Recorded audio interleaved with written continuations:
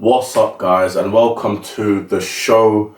It's been a long time. I've taken a long hiatus from bringing content to this channel, but I'm very glad to be back and bring you guys content again. You know, I love this channel. I love doing these videos, and I'm really passionate about building this community and building this channel up. Just had a couple of things that I had to do: work, other commitments, some traveling. There's loads of things that I juggle: business, training, and other things like that. So I had to prioritize some other things for the time being, but I'm back now. The Common Sense Football Show is back, and we're gonna bring content out for you guys regularly. So the Premier League has been absolutely phenomenal. From an Arsenal perspective, it's been fantastic.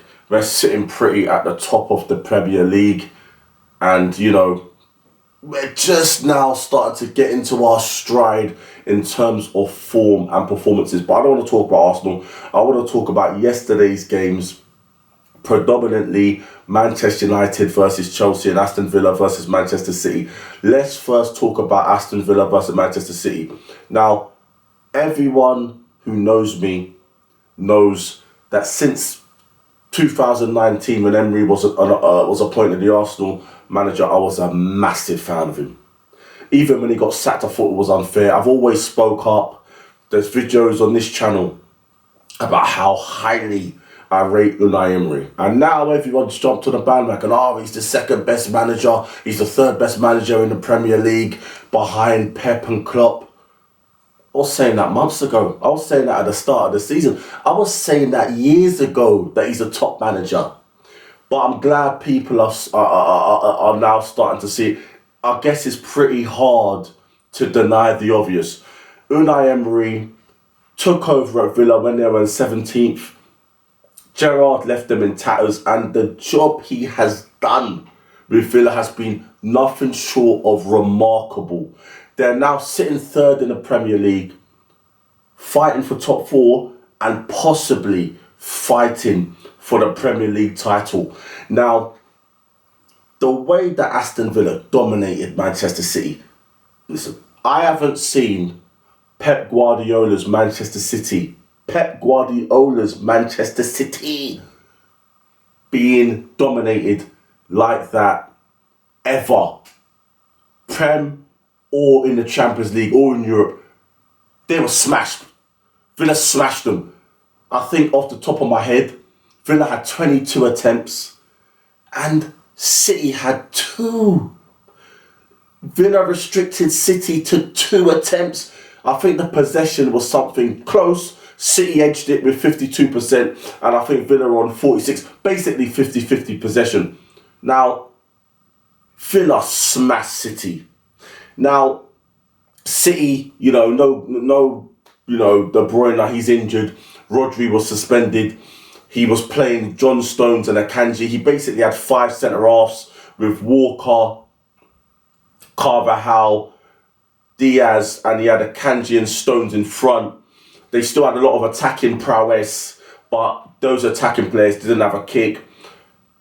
Aston Villa completely dominated. They dominated the midfield with Kamara, Tielemans, Diaz and McGinn. That quintet in midfield completely dominated City, and Villa just look absolutely phenomenal.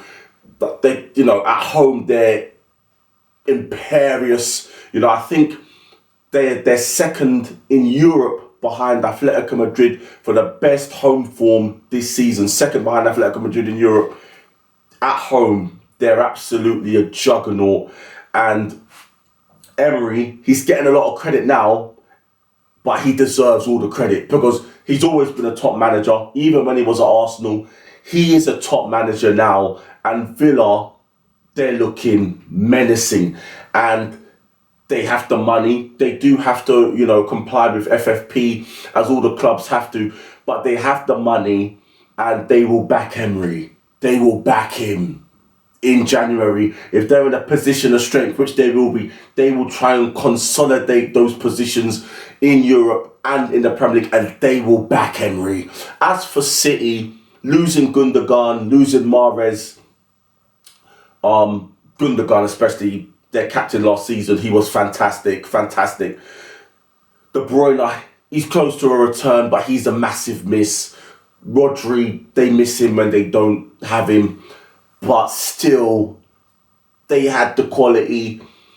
I mean, if you're Phillips and you're seeing centre-backs playing centre midfield and you can't get the team, you got to leave Phillips, mate. You got to go. You got to find a club in the Premier League, because you've got Akanji and Stones who are not even centre midfielders playing in your position. It shows how really a low opinion that Pep has of Phillips. So he should be looking for a new club, sooner rather than later.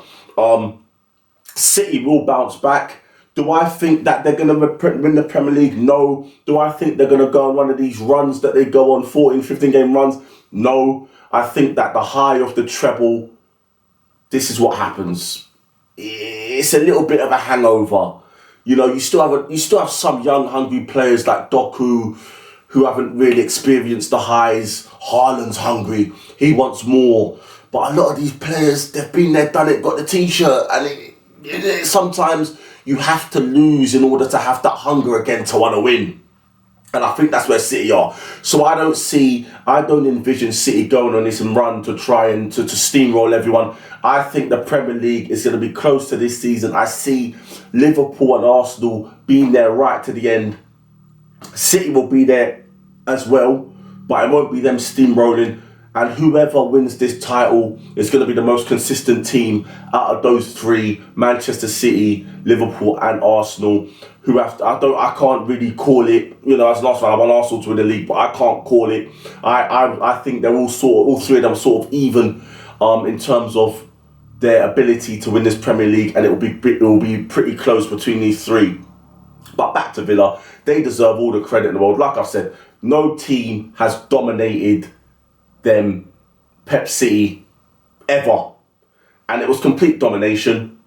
And Villa, they're here and they're not going anywhere. And Emery is a world-class manager. He always has been a world-class manager.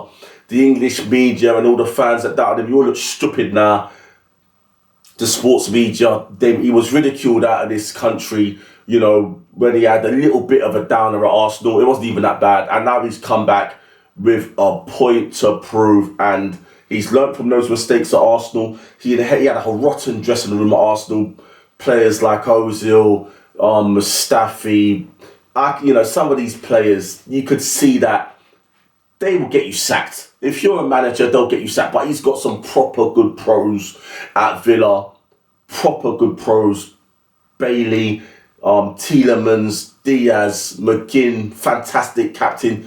The whole team is just with him. They're all buying into him, his coaching, his ideas, and they're bearing fruits. So let's move on to Manchester United and Chelsea. Now, Manchester United, I think I've been watching some of the pundits and the English sports media just constantly slag them off. And I've said to some of my Manchester United friends, it ain't that bad. It ain't as bad as what they make it out to be. Manchester United are 3 points behind Manchester City, who are in 4th place. Now, they've had a couple of bad performances, as a lot of teams have this season. I think Chelsea have been much worse than Manchester United. But it really pisses me off that the pundits and the English sports media, they just seem to... Man United are the banter club. They're the whipping boys. Now, I've got no love for Manchester United. I don't care about them. I respect them because, as an Arsenal fan, it was Manchester United Arsenal. Growing up, I've got a respect for Manchester United. Some of the London Southern fans that are not from Manchester and just glory hunters, they piss me off. But whatever. Manchester United are in a decent position. Now, Ten Hag in particular, Ten Hag shouldn't be getting the stick he's getting.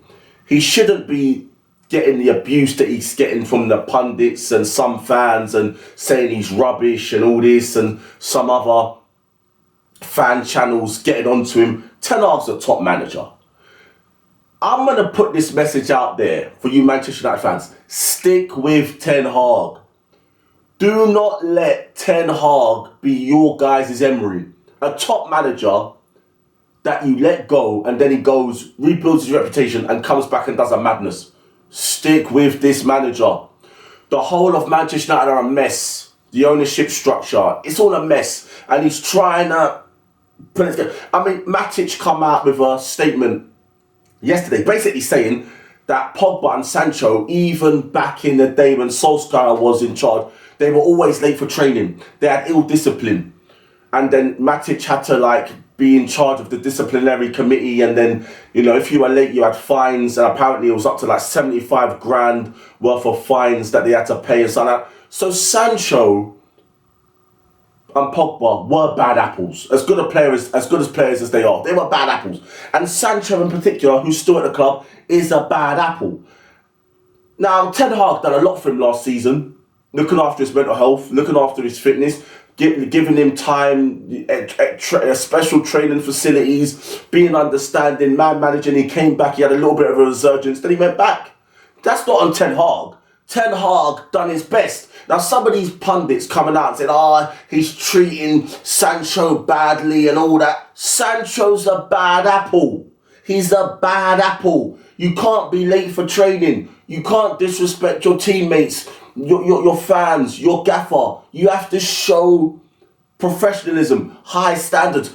Obviously, Sancho ain't doing that. The guy needs to leave. He's a bad apple. Matic has come out and said it. Wherever he's been has been a good apple, a top professional. Ten Hag is a good manager. He hasn't lost the dressing room. All of these reports, I'm glad Man United have banned some of these journalists coming out with this fake crap. He hasn't lost the dressing room. The media, they want clicks. They want people to buy and to click on their stories and their videos and to buy the papers. So they're whipping Man United. But really and truly, ain't that bad. Onana's a top keeper.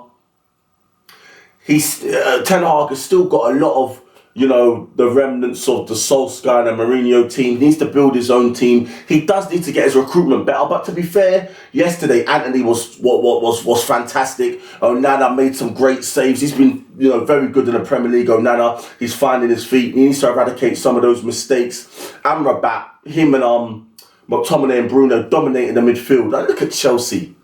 I mean, they spent £100 million on Enzo Fernandez. Rubbish. £110 million on Caicedo. Rubbish. I'm so glad we didn't buy these Caicedo, because Declan Rice is an absolute Rolls Royce, and Caicedo, I don't want to jump on it too quick, but I was never convinced. And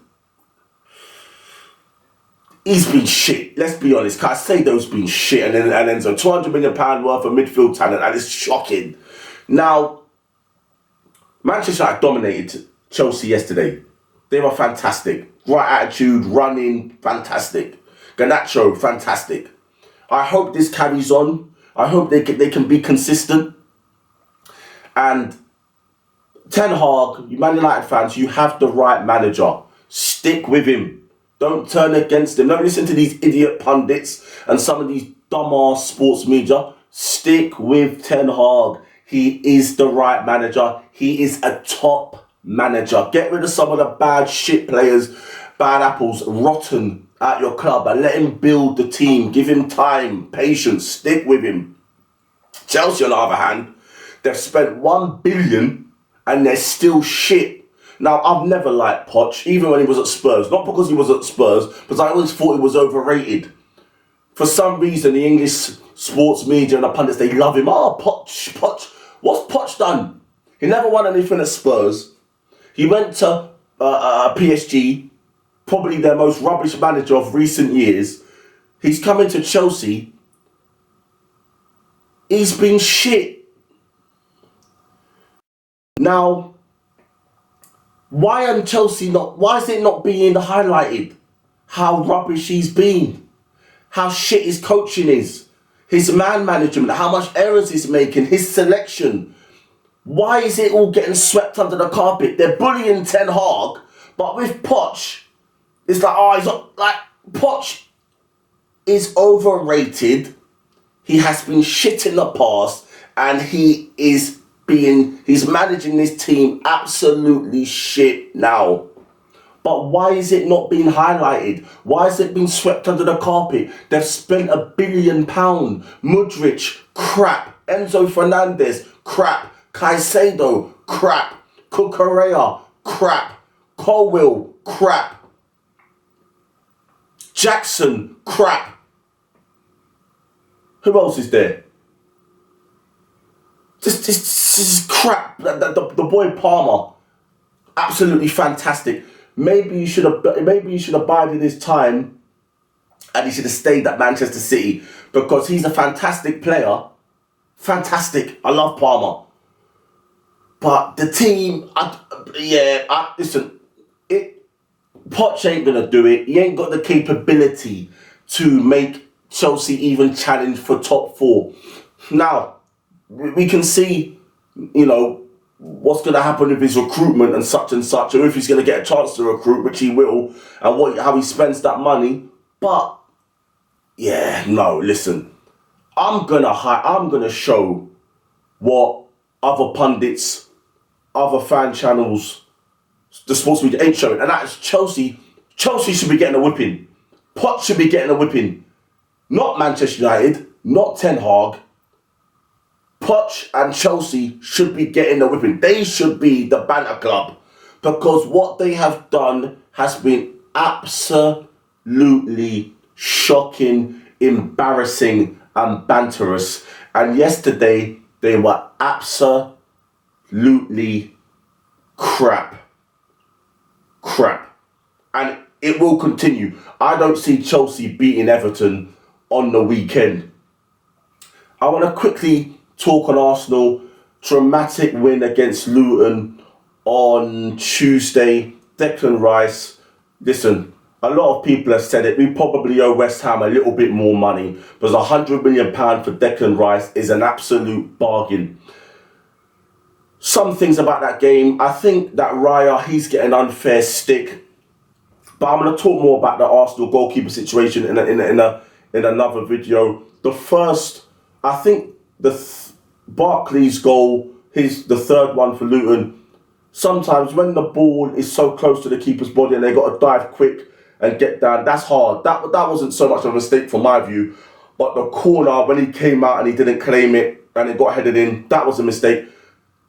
But Saliba and Gabriel should have been stronger in there, giving them a bit more protection. I think that Raya's a top keeper. I didn't really like Ramsdale. I wasn't really a fan of Ramsdale. All of these Ramsdale acolytes need to remember, against Sporting Lisbon, he got lobbed from the halfway line. He was shocking. He's crap at saving penalties. Lapses in concentration last season cost Arsenal valuable points. Mistakes last season cost Arsenal valuable points. He ain't a top keeper. He never will be a top keeper. And he's come out and said himself that he struggles to concentrate for the full duration of a football game. What top goalkeeper admits and says that he struggles to concentrate for the full duration of a football game? Sorry, get off Aaron Ramsdale's nuts. Like, get on Raya, support Raya. He's our number one. He's better than Ramsdale. He's much better with Ramsdale with his feet. And tactically, Arsenal playing a high line, having that spare player in there to start the attacks. Ramsdale is imperative to that. From a tactical point of view from Arteta, I can see that. And Ramsdale, he's fantastic. He starts attacks so well. He's very good with his feet, picking the right passes, calm. Stick with Raya. I said that Ramsdale, no, Raya is very good with his feet. Stick with Raya, support Raya. It's a little bit of confidence. From Brentford to Arsenal, the badge weighs heavy. It's a big club, but Raya will come good. He is a top keeper and he is imperative for the gaffer's plans moving forward. Looking forward to Aston Villa versus Arsenal. That is not going to be an easy game for Arsenal by any means. It's going to be tough. I hope we can win that game. If we can win that game, that would be massive for the confidence. That will stamp Arsenal as, we're going to be there. we're going to be there. But we can't take Villa lightly. They're a top team, and we need to go there and try and do the business this weekend. All right, guys, this is going to end today's video. I'm so happy to be back. I'm so happy to be bringing out content again for you guys. The Common Sense Football Show is back, and content is going to be flowing. I'll be back tomorrow for another video. So please, guys, if you like today's video, smash the like, share, and more importantly, subscribe, and I'll see you tomorrow for another one.